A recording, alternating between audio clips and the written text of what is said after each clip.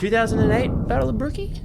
Glenn Stewart, Adam Blair, walking off, bit of hoorah, let the boys play they did. What about if it happens this weekend? NRL Round 5, 2025. Modern day Battle of Brookie. The modern day Battle of Brookie. Gloves off. I think it's Who and who? It's $1. It's Brownie.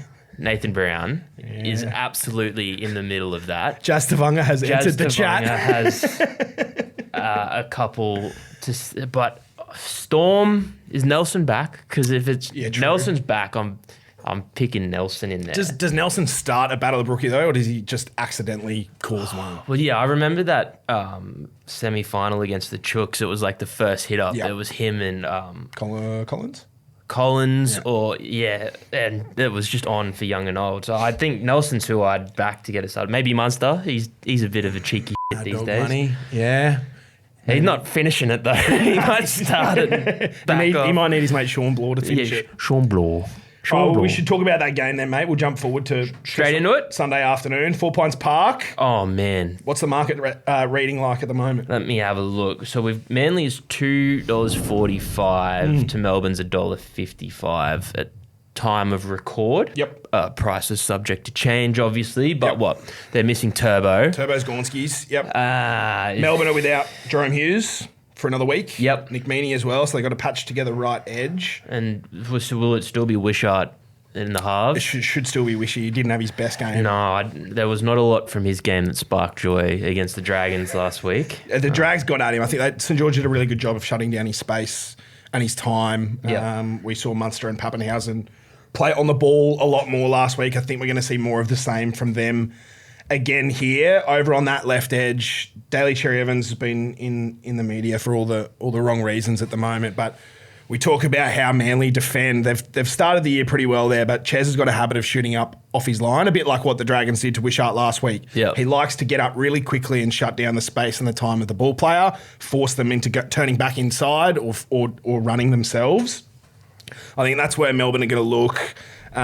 Shawn Blore and Jack Howarth are two really strong runners that looked good in moments last week running off Cam Munster. But Shawn Blore. Looking for Ryan Pappenhausen sitting back on Munster's inside or lurking around the ruck near Harry Grant. If Melbourne can get a quick play of the ball near the posts, get at Ches and bring him up off his line, I think there are going to be some spaces in behind there. I think there's value in Melbourne's left edge, but probably same again for Manly. No Turbo, but Lehigh Hopewadi is the difference, I think, for Manly. 4 Pines Park on a Sunday afternoon. Mm-hmm. I'm a bit scared for Melbourne. Lonely place to play. It's going to be a hostile environment. I don't know if I've got it in me to tip an upset this week, but maybe Manly to cover 4.5. I don't hate that at all.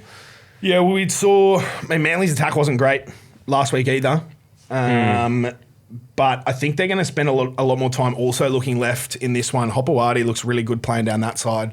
Manly, we know they like to attack out of their own half, shift the ball in yardage, and usually it's that right edge, Cherry Evans, Olakawatu, Ruben Garrick, and Jason Saar. But I think they can have some joy targeting a piece together.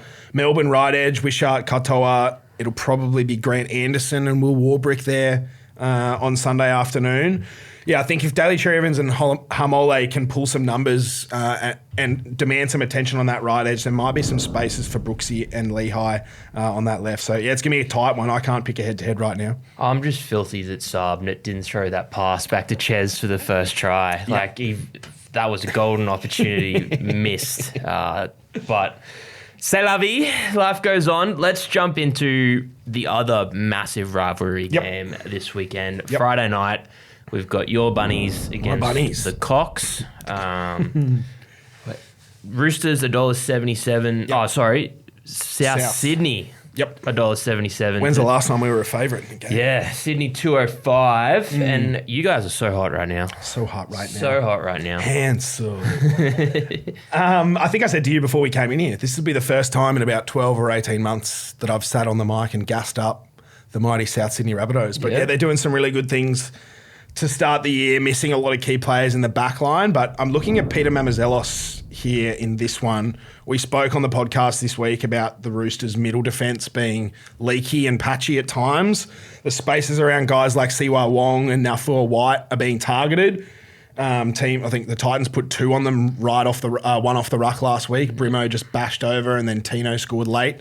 That's becoming a bit of a pattern for the Chooks to start the year. So given what Pete did last week for South's attack, a couple of really nice pass options from dummy half to put David Mawali and Keon Kalamatangi over. That's not something the Rabbitohs have threatened with Damien Cook at 9 for the last 5 years or so. As a running dummy half, he doesn't have those little subtleties, the look out and play short, where he holds the ball when he stands up from dummy half, how many steps he takes out, where he's looking, all these little nuances, the dark arts of dummy half. I love it. And Pete looked really good there last week. So I think there's some value in South's middle here as well. The other one that you mentioned off air that I'm a little bit excited about too is Latrell on Robert Toya. Yep. You've said a lot of things on this show already this year about Robert Toya's defence. Reminding me. Yeah, now that I found out he's a Queenslander, suddenly I watch him a lot closer. Yep. You've said that he's a bit of a defensive liability. Latrell's probably going to be playing in front of him. Latrell has a point to prove after being coming back from injury, and he looks great. That's probably a matchup worth targeting as well. I think so, yeah. If he does play at left centre, which apparently that's where he's training down at Heffron as of Tuesday morning, the spaces around Toya can be a target. It's not just Robert Toya. I mean, he's a rookie first grader, so all these things take time. But he's got Chad Townsend defending on his inside, and then Siwa Wong as well, that's a completely new look edge for the Chooks. Yeah, if Latrell's playing left centre, the game plan's going to be get him clean ball. And if he plays fullback, Souths have a lovely little trick shot block play that they do one off the ruck to target the 4-in defender, which is Siwa Wong. So whether he plays fullback or centre, I think Trelmeet's great value to score this week. And I'm assuming you think South Sydney look value at $1.77 there as well. Yeah, maybe there's a bit of bias talking. Far more confident to have some money on Trell to score and enjoy this one as a supporter from a head-to-head basis. That's very fair. I've been told I can't talk about the Broncos every week. Be banned. But we do have another Queensland derby that I'm going to shoehorn into my own segment. So cop that, Neds. Gold Coast Titans v the Dolphins on Saturday afternoon. Titans, after that loss to the Bulldogs start of the year, have looked really, really good. Bounced back well. I don't think I've gotten a single tip right on him this year because I still expect them to be pretty shit, but I think they've looked great. Fins, no good. Yeah. No. Fins are swimming backwards. Yes. Didn't know. People didn't know that Dolphins can swim backwards, but they are in 2025. In Redcliffe, too. That was not one of my best jokes, was it? No, but, I think we've seen the best version of the Titans attack over the last few weeks. It feels like touch football a little bit. They get quick play the balls. They got big bodies who can bend the line to begin their sets. And then they're using guys like Beau Fermor and David Fafita when he comes onto the field to win quick play the balls and then just go bang, bang, bang, play one off the ruck a lot of the time. I mentioned AJ's try last week.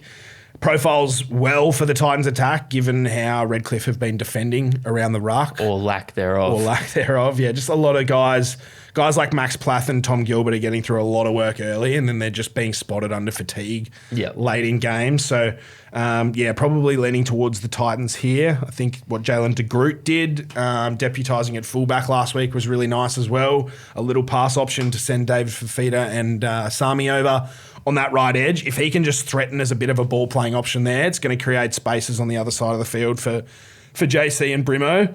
I think this profiles as a pretty comfortable Titans win here. Very nice. All right. Neds have got a new bet tracker. They do.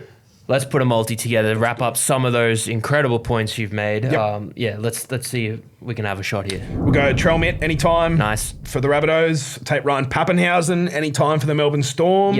And then we go Titans 1-12. Titans win 1-12 against the Finns. All right. Let's go. Let's ride. You win some, you lose more. For free and confidential support, call the number on the screen or visit the website